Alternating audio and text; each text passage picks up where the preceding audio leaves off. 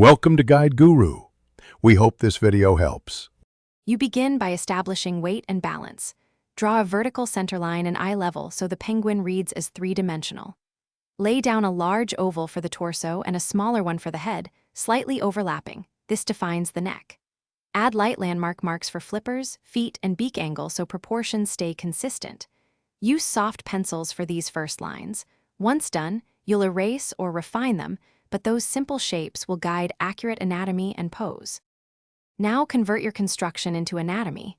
Refine the head-to-body junction, carve a smooth chest and rounded belly, and suggest feather direction with short, overlapping strokes that follow form. Shape the beak and eyelid, placing the dark eye slightly forward to create depth. Adjust flipper joints so they read as tapered paddles. Once done, block in midtones and darker back planes to separate light from shadow, and leave small highlight areas to capture glossy plumage. This makes the penguin feel tactile and alive. Finish by committing to values and texture.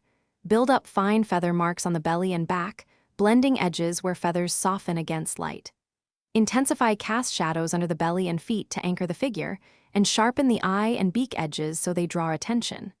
If something feels off, step back, compare silhouette proportions, and adjust with subtle erasing or additional strokes. A single corrective line or cleaned highlight often rescues the whole drawing. That's your key troubleshooting move. Thanks for watching.